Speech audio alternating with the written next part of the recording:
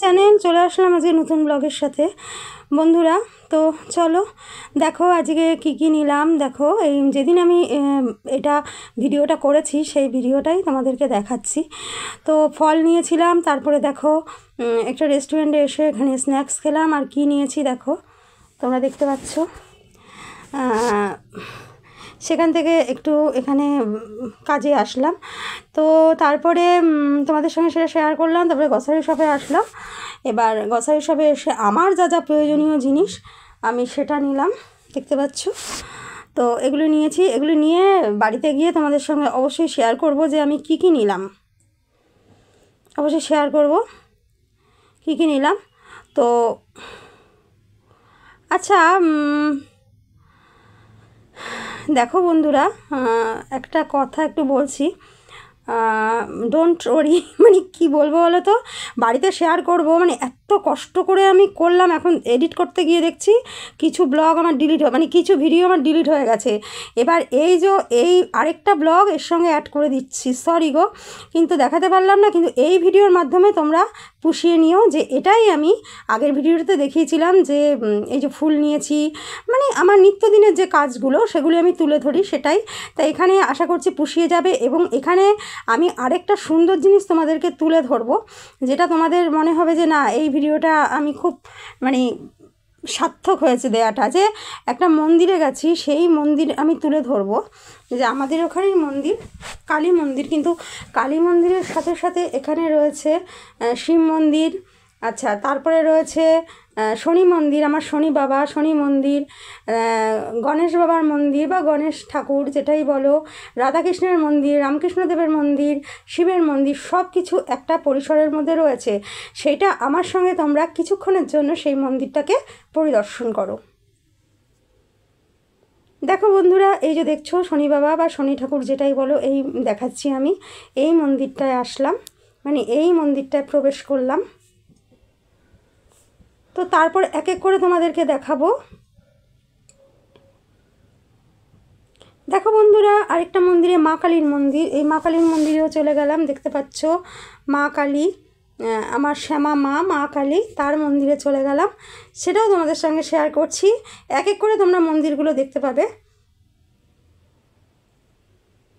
তারপরে দেখো চলে গেলাম, দেখো দেখতে পাবে মন্দিরগুলো। আর আমি বলেছি একটা বেষ্টনীর মধ্যে সমস্ত ঠাকুরের মন্দির রয়েছে। এবার তোমাদের সঙ্গে শেয়ার করতে চলেছি দেখো আরেকটা মন্দির, সেটা হচ্ছে এই দেখো চলেই আসলো বলতে বলতে রামকৃষ্ণদেবের মন্দির। দেখতে পাচ্ছ তোমরা, রামকৃষ্ণদেবের মন্দিরের পাশেই রয়েছে শিব মন্দির, দেখতে পাচ্ছ শিব মন্দির, যেখানে আমাদের বলে উঠি আমরা ওম নমঃ শিবায়, ওম নমঃ শিবায়, ওম নমঃ শিবায়। দেখতে পারলে এটা তো, হ্যাঁ এটা তো।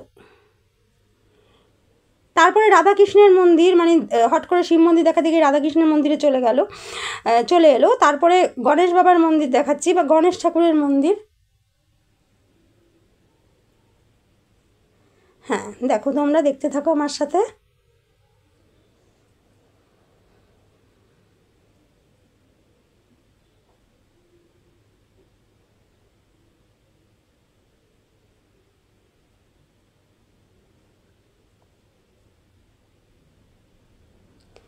এই যে রাধাকৃষ্ণের মন্দির আর শিব ঠাকুরের মন্দির তো দেখালাম তোমাদেরকে, ওরই মধ্যে তোমরা দেখে নিয়েছো, ঠিক আছে। তো তারপরে দেখো খাবার জন্য ইচ্ছে হলো খেতে, তো একটা রেস্টুরেন্টে, এটা দেখছো, দেখে তারপর একটা রেস্টুরেন্টেও গেলাম, সেখান থেকে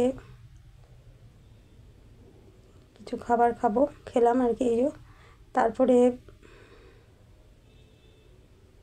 গ্রসারি শপে চলে আসলাম, আমার যেগুলি দরকার সেগুলো আমি বলছি, সেগুলি নেবো আর কি, সেগুলো নেবার জন্য বলছি। তারপরে তো বাড়ি চলে গিয়ে শেয়ার করব, তোমরা দেখতে পাবে সাথে তোমাদের কাছে। তো দেখো বন্ধুরা, আজকে কী করেছিলাম, আজকে দেখো এটা করেছিলাম মিক্স ডাল, মানে মুগ ডাল দিয়ে আলু, তারপরে হচ্ছে ওলকপি একটু ছিল, মটরশুঁটি সব দিয়ে করেছিলাম।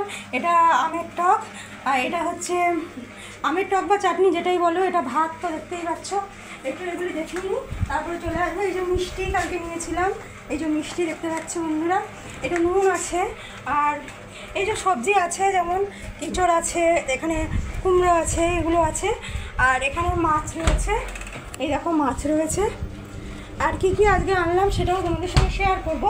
তার আগে একটু ব্যস্ত থাকেই, এটা তো কমন ব্যাপার। আর আজকে আরেকটা কি করেছি দেখো, এই যে মাছের ঝোল দেখতে পাচ্ছ। আজকে এখানে মাছের ঝোলটা করেছি, মানে কাতলা এটাকে বলে রুই মাছ করেছি বেগুন দিয়ে আজকে করেছি, কিন্তু বেগুন দিয়ে ভীষণ ভালো লাগে খেতে, জানো। এবার চলো কী কী আনলাম সেটা তোমাদের সঙ্গে শেয়ার করি। চলো আসো কী কী আনলাম সেটা শেয়ার করি। তো দেখো এখানে নিয়ে আসলাম মশলা ম্যাগি আনলাম, আর এইটা আলুর পরোটা, এটা কিন্তু খেতে ভালো লাগে ভীষণই। তো আলুর পরোটাটা আমি রেখে দিই। তারপরে এই যে আলুর পরোটা দেখতে পাচ্ছ।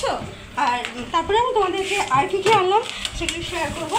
এই আলুর পরোটাটা রেখে দিলাম। আচ্ছা, আর নিয়ে এসছি দেখো, মানে এগুলো সবসময় লাগে। পাউরুটি আনলাম, এটাও ফ্রিজে ঢুকবে। দুটো ধূপকাঠি আনলাম। এখানে আনলাম গরম মশলা, এটা সর্ষের তেল, এটা হচ্ছে মসুর ডাল, এটা গোবিন্দভোগ চাল এনেছি। হ্যাঁ, গোবিন্দভোগ চাল আনলাম যে একটু ফ্রাইড রাইস করবো, দেখা যাক কতটুকু পারি। তার সঙ্গে আরও তো সরঞ্জাম লাগবে, যেমন বিনস, তারপরে হচ্ছে গাজর, এগুলো নেব। তো মাথায় আছে, এটা তো একটা ভাজা দেখতেই পাচ্ছ, মানে চিপস টাইপের।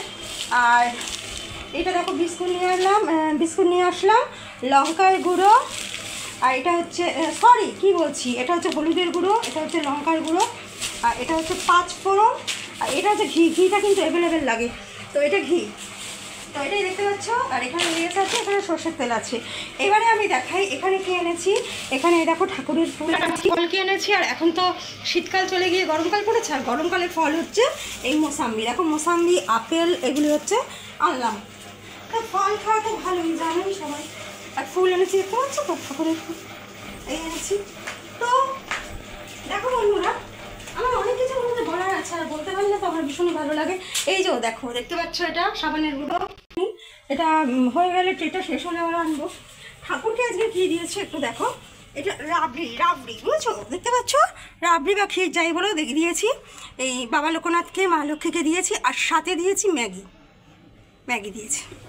মিলেমিশে খাবে আমার ঠাকুর, তাই না?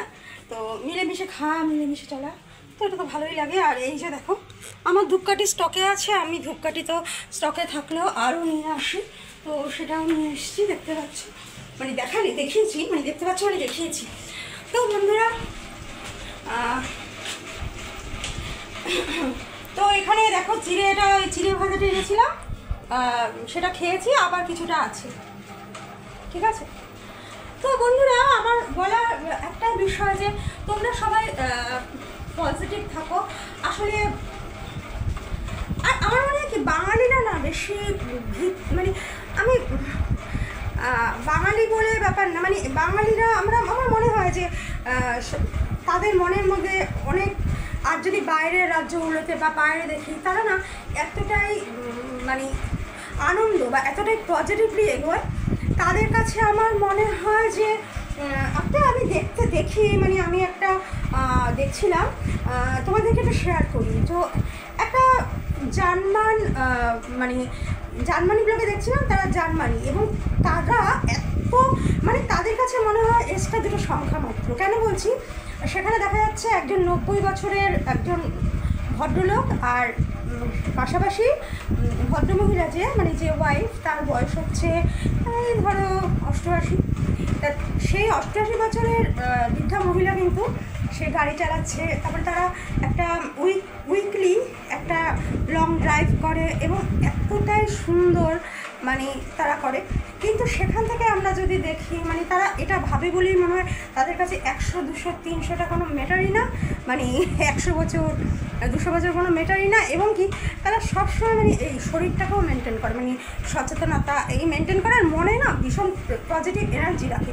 কারণ কী বলো তো, বাইরে মানে আমি দেখেছি এটা, মানে তাদের ব্রড মাইন্ড হয়, যেটা কিন্তু আমাদের বাঙালিদের এখনও সংকীর্ণ মানসিকতায় রয়ে গেছে, যার জন্য একটা সময় পর তারা না, মানে তারা নিজেরাই মানসিকভাবে বুড়িয়ে যায়, মানে তাদের জন্য নিজেরাই দায়ী, তারা নিজেরাই ভাবে যে আমাদের সেটা হয়ে গেল, কিন্তু নয়। কেন সেটা? আমার মনে হয় এখনকার দিনে এমন একটা সময় চলে এসছে আমি যেটা বলছি ঠিকই বলছি। এখন মনে হয় যে কোনো মানে এজটা কোনো ম্যাটারের বিষয় না, ওটা দুটো সংখ্যা মাত্র। আর যাদের মানে আমার যারা কাকুরা রয়েছেন বা আমার যারা বয়স্ক মানুষরা রয়েছেন সবার উদ্দেশ্যেই বলা, মানে আমার মনে হয় 60 বছর বা 70 বছর থেকে নতুন করে জীবনটাকে মানে শুরু করার জীবন। এখন কিন্তু 2025, এখন কিন্তু ভেঙে পড়ার জীবন নয়, মানে ওই জীবনটা যেন আরও শুরু হচ্ছে নতুন করে। মোটিভেট করার জন্য আমি এই কথাগুলো বলছি। তো সবাইকেই আমাদেরকে সেই পন্থাটা দেখে এগিয়ে যেতে হবে। এবং আমি মনে হয় ছোট বাচ্চা কম বয়সী বলে হয়তো বড়দের একটু বেশি জ্ঞান দিয়ে ফেলছি, কিন্তু বিশ্বাস করো মানে কাকু কাকিমা যারা, সবার উদ্দেশ্যেই আমি বলছি যে এটা কিন্তু বয়সটা কিন্তু দুটো সংখ্যা মাত্র। আমাদের কিন্তু সবসময় পজিটিভ থাকতে হবে। আমরা এরকম বাঙালিরা যে একটু কিছু হলে মানে একটা মানে মোটামুটি আমাদের একটা বয়সকে মেনটেন করে দেওয়া, তারপরে আমরা নিজেদেরকে মনে করতে ভাবি যে নিজেদের মনে করি এই আমি ঘুরিয়ে গেলাম, এই আমার সব। কিন্তু না, আমার কথা হচ্ছে কেন, আর এখন তো এক একটা মানুষের 60-70 বয়সে সবে জীবন শুরু।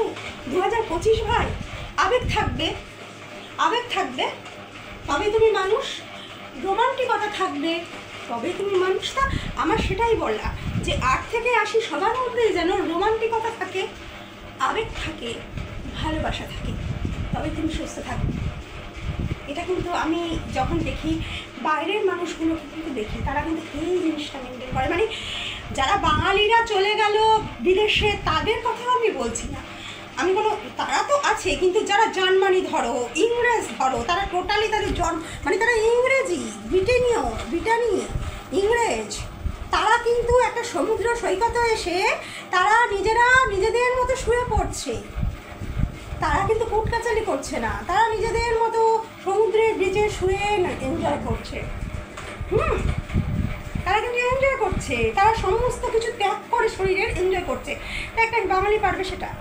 বাঙালিরা পারবে না বলেই না বাঙালিদের এর পিছনে লাগা ওর পিছনে লাগা, সেটা উচিত আমি মনে করি। তাই ব্রড মাইন্ড হওয়া উচিত। কারণ একটাই কথা, দুদিনের জীবন আর একটাই জীবন। আমরা জানি না পরের জীবনে আমরা মানুষ হবো কিনা।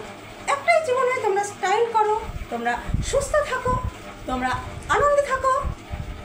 কখন মানুষের ডাক চলে আসে তো কেউ বলতে পারে না, তাই তো? আর রোগ তো আর বয়স দেখে হচ্ছে না, ছোটো ছোটো বাচ্চাদেরও রোগ হচ্ছে। তাহলে যেই সময়টুকু সেটির সময়টুকু তোমরা নিকড়ে আনন্দ করে নাও সময় থাকতে থাকতে। তো এইটুকু আমার বলার। আমি জানি না, আমি ছোটো হয়ে খুব জ্ঞান দিয়ে ফেললাম, আমি জানি না। যদি জ্ঞান মনে হয় আমার বড়রা, তাদের বলছি সরি, ক্ষমা করে দেবো। তো আমার কিন্তু বলি তোমাদেরকে ভীষণ হালকা লাগছে, খুব হালকা লাগছে। বিশ্বাস করো এই কথাগুলো আমার মনে হয় আমি এক্সেপশনাল কথা বলছি। এই কথাগুলো কিন্তু মানুষের মনে কাজ করে, সেটা কিন্তু আমি মুখে বলছি, কারণ আমি স্ট্রেট ফরওয়ার্ড, আমি মুখে বলতে ভালোবাসি, আমি ওই রকমের লাইফস্টাইলটাকে পছন্দ করি। ঠিক আছে, ওকে? তো আজকের মতো রাখছি, টাটা। সবাই ভালো থেকো, সুস্থ থেকো, আর তোমরাও আশীর্বাদ করো আমি যেন ভালো থেকে সুস্থ থাকি, সুন্দর সুন্দর ভিডিও তোমাদের সামনে যেন প্রেজেন্ট করতে পারি। আমার ভিডিও দেখতে হলে আমার চ্যানেলটাকে লাইক করবে, সাবস্ক্রাইব করবে।